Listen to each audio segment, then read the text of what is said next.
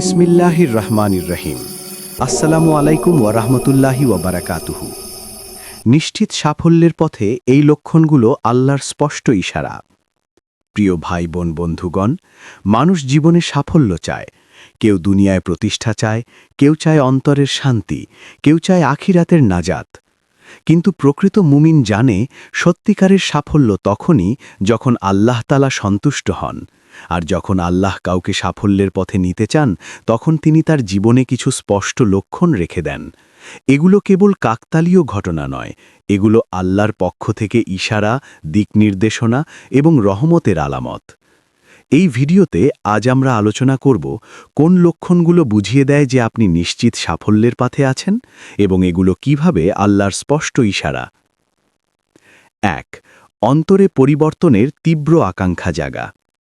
যখন একজন মানুষ হঠাৎ অনুভব করে যে আমি বদলাতে চাই, আমি ভালো হতে চাই, আমি আল্লাহর কাছে ফিরতে চাই, তখন বুঝতে হবে এটি আল্লাহর পক্ষ থেকে একটি বড় নিয়ামত। কুরআনে আল্লাহ বলেন, নিশ্চয়ই আল্লাহ কোনো জাতির অবস্থা পরিবর্তন করেন না যতক্ষণ না তারা নিজেরা নিজেদের পরিবর্তন করে। সূরা রাদ, আয়াত 11। এই পরিবর্তনের ইচ্ছা নিজে নিজে আসে না, এটি আল্লাহর পক্ষ থেকে হৃদয়ে নিক্ষিপ্ত একটি নূর। আপনি যদি লক্ষ্য করেন, গুনাহ করতে অস্বস্তি লাগছে, নামাজে মন বসাতে ইচ্ছে করছে, দুনিয়ার ভোগ বিলাস আগের মতো আকর্ষণ করছে না, তাহলে বুঝবেন আল্লাহ আপনাকে সাফল্যের পথে টেনে নিচ্ছেন। ২. গুনাহের পর তওবার তীব্র অনুভূতি। সাফল্যের একটি বড় লক্ষণ হল গুনাহ করে আনন্দ না পাওয়া, বরং অনুতাপে ভেঙে পড়া। যে হৃদয় জীবিত সে গুনাহের পর কাঁদে, আর যে হৃদয় মৃত সে গুনাহ করে হাসে। আপনি যদি লক্ষ্য করেন, গুনাহের পর ঘুম আসে না, বারবার আল্লাহর কাছে ক্ষমা চাইতে মন চায়, মনে হয় আল্লাহ আমাকে ক্ষমা না করলে আমি শেষ, তাহলে এটি ব্যর্থতার চিহ্ন নয়, বরং এটি সাফল্যের সূচনা। কারণ তওবা এমন একটি দরজা যা আল্লাহ তার প্রিয় বান্দাদের জন্য খুলে রাখেন। ৩. ভালো মানুষের সঙ্গ পাওয়া। রাসূলুল্লাহ সাল্লাল্লাহু আলাইহি ওয়াসাল্লাম বলেছেন, মানুষ তার বন্ধুর দিনের উপর থাকে। আবু দাউদ। আপনার জীবনে যদি হঠাৎ এমন কিছু মানুষ আসে যারা নামাজের কথা স্মরণ করিয়ে দেয়, যারা গীবত থেকে বাঁচতে সাহায্য করে, যারা দুনিয়ার চেয়ে আখিরাতের কথা বেশি বলে, তাহলে বুঝবেন এটি আল্লাহর পরিকল্পনা। কারণ ভালো সঙ্গ নিজে নিজে আসে না, এটি রহমত হিসেবে আসে। অনেক সময় আমরা বুঝতে পারি না কেন হঠাৎ কিছু মানুষ দূরে সরে গেল আর কিছু মানুষ কাছে এলো, কিন্তু পরে বুঝি এটাই ছিল আল্লাহর হিকমা।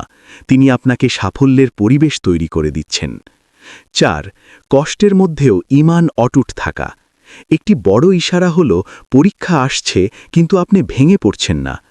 কষ্ট, ব্যর্থতা, অপমান এসব যখন আসে তখন দুটি পথ খোলা থাকে। ১. আল্লাহ থেকে দূরে সরে যাওয়া। ২. আল্লাহর দিকে আরও বেশি ঝুঁকে পড়া। আপনি যদি দেখেন কষ্টে নামাজ বেড়ে যাচ্ছে, চোখের পানি বাড়ছে, দোয়া গভীর হচ্ছে, তাহলে বুঝবেন এই কষ্ট শাস্তি নয়, এটি সাফল্যের প্রস্তুতি। আল্লাহ যাকে উঁচুতে তুলতে চান তাকে আগে শক্ত করে গড়ে নেন। ৫. দোয়ার প্রতি গভীর আকর্ষণ। যখন মানুষ দোয়ার স্বাদ পায় তখন সে বুঝতে পারে আল্লাহ তার সাথে কথা বলার সুযোগ দিচ্ছেন। আপনি যদি লক্ষ্য করেন, মাঝরাতে ঘুম ভেঙে যায়, নির্জনে বসে আল্লাহর সাথে কথা বলতে ইচ্ছে করে, দোয়া করতে করতে চোখ ভিজে যায়, তাহলে এটি আল্লাহর স্পষ্ট ইশারা, তিনি আপনাকে কাছে ডাকছেন। কারণ দোয়া নিজেই একটি ইবাদত, আর যে বান্দাকে আল্লাহ ডাকেন তাকে তিনি অপমান করেন না।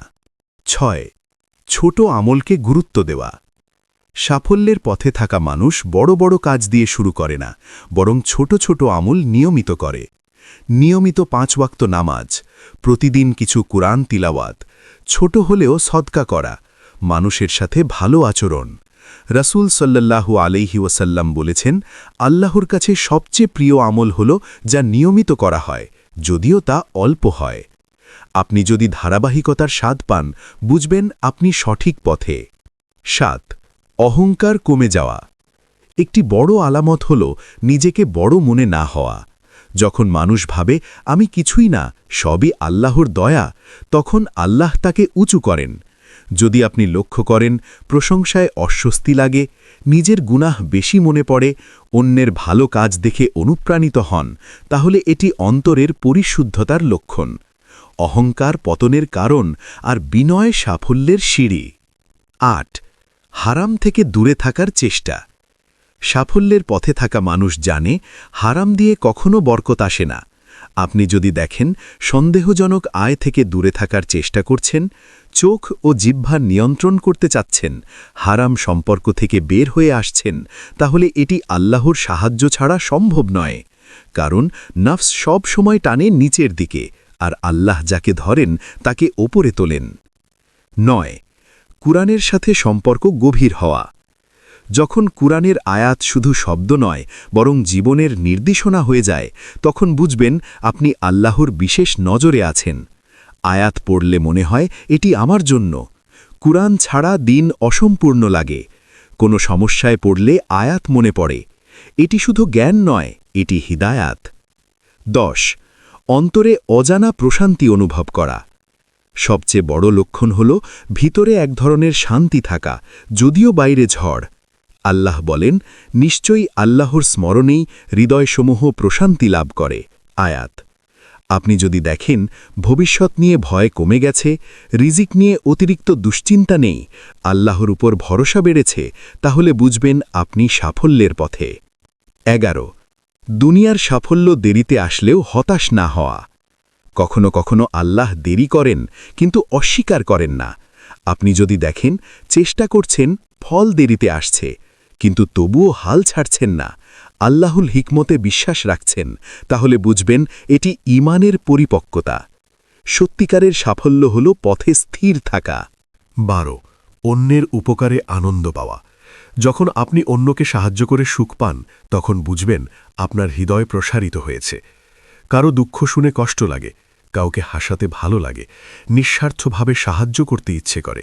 এটি রহমতের লক্ষণ, আর রহমত ছাড়া প্রকৃত সাফল্য আসে না। উপসংহার: সাফল্য আসলে কি? সাফল্য শুধু টাকা, পদ, জনপ্রিয়তা নয়। সাফল্য হল আল্লাহর সন্তুষ্টি, অন্তরের শান্তি, গুনাহ থেকে দূরে থাকা, আখিরাতের প্রস্তুতি। আপনি যদি উপরের লক্ষণগুলো নিজের জীবনে খুঁজে পান, তাহলে ভয় পাবেন না, কষ্টকে অভিশাপ ভাববেন না, দেরিকে ব্যর্থতা মনে করবেন না। হয়তো আপনি সেই মুহূর্তে আছেন যেখানে আল্লাহ আপনার জন্যে এক বিশাল দরজা খুলতে যাচ্ছেন। মনে রাখবেন, পরিবর্তনের ইচ্ছে মানে আল্লাহর ডাক, তওবার চোখের পানি মানে রহমতের সূচনা, কষ্টের মাঝেও ঈমান মানে উন্নতির প্রস্তুতি, দোয়ার আকর্ষণ মানে গ্রহণযোগ্যতার ইশারা। আপনি হয়তো এখনও ফল দেখছেন না, কিন্তু আল্লাহ আপনার ভেতর গড়ে তুলছেন এমন একজন মানুষ যে সাফল্য বহন করতে পারবে। আজ থেকেই নিজেকে জিজ্ঞেস করুন, আমি কি এই লক্ষণগুলো অনুভব করছি? যদি উত্তর হ্যাঁ হয়, তাহলে নিশ্চিন্ত থাকুন, আপনি হেরে যাননি, আপনি পিছিয়ে নেই, আপনি নিশ্চিত সাফল্যের পথে। এটি আল্লাহর স্পষ্ট ইশারা। আল্লাহ আমাদের সবাইকে দুনিয়া ও আখিরাতে প্রকৃত সাফল্য দান করুন। আমিন। নিশ্চিত সাফল্যের পথে এই লক্ষণগুলো আল্লাহর স্পষ্ট ইশারা। দ্বিতীয় পর্ব। প্রথম পর্বে আমরা আলোচনা করেছি কিছু অন্তর্দৃষ্টিমূলক লক্ষণ যা বুঝিয়ে দেয় যে আল্লাহ একজন বান্দাকে সাফল্যের দিকে পরিচালিত করছেন। এখন আমরা আরও গভীরে যাব, কারণ সাফল্য শুধু অনুভূতির বিষয় নয়, এটি চরিত্র, সিদ্ধান্ত, ধৈর্য এবং আল্লাহর প্রতি নির্ভরতার সমন্বয়। এই পর্বে এমন কিছু লক্ষণ নিয়ে আলোচনা করব যেগুলো অনেক সময় আমরা সাধারণ ঘটনা ভেবে উপেক্ষা করি, অথচ সেগুলোই হতে পারে আল্লাহর বিশেষ ইশারা। ১৩. বারবার ভুল থেকে শিক্ষা নেওয়ার সুযোগ পাওয়া। মানুষ ভুল করবে, এটাই স্বাভাবিক, কিন্তু সবাই ভুল থেকে শিক্ষা নেয় না। আপনি যদি দেখেন একই ভুল দ্বিতীয়বার করতে গেলে অন্তরে বাধা আসে, আগের কষ্টের অভিজ্ঞতা আপনাকে সচেতন করে, ব্যর্থতা আপনাকে হতাশ না করে পরিণত করে তোলে, তাহলে বুঝবেন আল্লাহ আপনাকে গড়ে তুলছেন। কিছু মানুষ ভুল করে ধ্বংস হয়, আর কিছু মানুষ ভুল থেকে শিক্ষা নিয়ে উন্নত হয়। এই পার্থক্যটাই হল হিদায়াত। আল্লাহ যাকে ভালোবাসেন তাকে শিক্ষা দেন, ভেঙে দেওয়ার জন্য নয়, গড়ে তোলার জন্য। ১৪. নিয়তের প্রতি সচেতনতা বেড়ে যাওয়া। একজন সফল মুমিন শুধু কাজ দেখে না, সে নিয়ত দেখে। আপনি যদি লক্ষ্য করেন ভালো কাজ করার আগে ভাবছেন, এটি কি আল্লাহর জন্য? প্রশংসা পেলে অস্বস্তি হচ্ছে, লোক দেখানো থেকে বাঁচতে চেষ্টা করছেন, তাহলে এটি অন্তরের পরিশুদ্ধতার লক্ষণ। নিয়ত বিশুদ্ধ হলে ছোট কাজও বড় হয়ে যায়, আর নিয়ত নষ্ট হলে বড় কাজও মূল্যহীন হয়ে যায়। আল্লাহ যদি আপনার নিয়ত ঠিক করার তৌফিক দেন, বুঝবেন তিনি আপনাকে উচ্চ মর্যাদার জন্য প্রস্তুত করছেন। 15 দুনিয়ার প্রতি মোহ কমে যাওয়া। একসময় যে জিনিসগুলো খুব আকর্ষণীয় লাগত, সেগুলো এখন ততটা টানে না। এটি হতাশা নয়, এটি পরিণত হওয়া। আপনি যদি দেখেন, বিলাসিতার চেয়ে সরলতা ভালো লাগে, প্রতিযোগিতার চেয়ে আত্মশুদ্ধি গুরুত্বপূর্ণ মনে হয়, মানুষের চোখে বড় হওয়ার চেয়ে আল্লাহর কাছে কবুল হওয়া বড় মনে হয়, তাহলে বুঝবেন আপনার দৃষ্টিভঙ্গি বদলাচ্ছে। এই পরিবর্তন আল্লাহর পক্ষ থেকে, কারণ দুনিয়া যখন অন্তরে ছোট হয়ে যায়, তখন আখিরাত বড় হয়ে ওঠে। আর যার লক্ষ্য আখিরাত, দুনিয়াও তার পেছনে আসে। 16 গোপনে ভালো কাজ করার ইচ্ছে। সাফল্যের একটি গভীর লক্ষণ হল গোপন আমলের প্রতি ভালোবাসা। কেউ না জানলেও দান করতে ইচ্ছে করে, একা একা তাহাজ্জুদ পড়তে ভালো লাগে, কারো উপকার করে প্রকাশ করতে ইচ্ছে করে না। এটি এমন একটি সম্পর্কের প্রমাণ যেখানে আপনি এবং আপনার রব দুজনের মাঝে একটি নীরব বন্ধন তৈরি হয়েছে। গোপন আমলই আসলে ঈমানের শক্ত ভিত, আর যার ভিত মজবুত তার ভবিষ্যৎ মজবুত। 17 ধৈর্য বাড়তে থাকা। আগে যে বিষয়গুলোতে দ্রুত রেগে যেতেন, এখন সেখানে নিজেকে থামাতে পারেন। আগে যে কষ্টে ভেঙে পড়তেন, এখন সেখানে আল্লাহর উপর ভরসা করেন। এটি আত্মসংযমের লক্ষণ। আল্লাহ কুরআনে বলেছেন, নিশ্চয়ই আল্লাহ ধৈর্যশীলদের সাথে আছেন। যদি আল্লাহ আপনার সাথে থাকেন, তাহলে আপনার বিপক্ষে কে? ধৈর্য মানে চুপ করে থাকা নয়, ধৈর্য মানে সঠিক পথে অটল থাকা। আপনি যদি ধৈর্যের চর্চা করতে পারেন, বুঝবেন আপনি সাফল্যের সিঁড়িতে উঠছেন। 18 বিপদের সময় সঠিক সিদ্ধান্ত নেওয়ার তৌফিক পাওয়া। সংকটের মুহূর্তেই মানুষের আসল পরিচয় প্রকাশ পায়। আপনি যদি দেখেন, কঠিন পরিস্থিতিতেও হারাম পথ বেছে নিচ্ছেন না, আবেগের বশে বড় ভুল করছেন না, সিদ্ধান্ত নেওয়ার আগে দোয়া করছেন, তাহলে বুঝবেন আল্লাহ আপনাকে হিফাজত করছেন।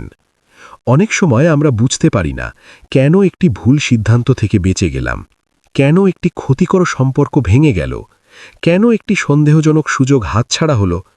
হয়তো সেটিই ছিল আল্লাহর রহমত। 19 আত্মসমালোচনার অভ্যাস তৈরি হওয়া। সফল মানুষ অন্যকে দোষ দেয় না, সে নিজেকে প্রশ্ন করে, আমি কোথায় ভুল করেছি? আমার আমলে কি ঘাটতি আছে? আমি কি আল্লাহর সন্তুষ্টির জন্য কাজ করছি?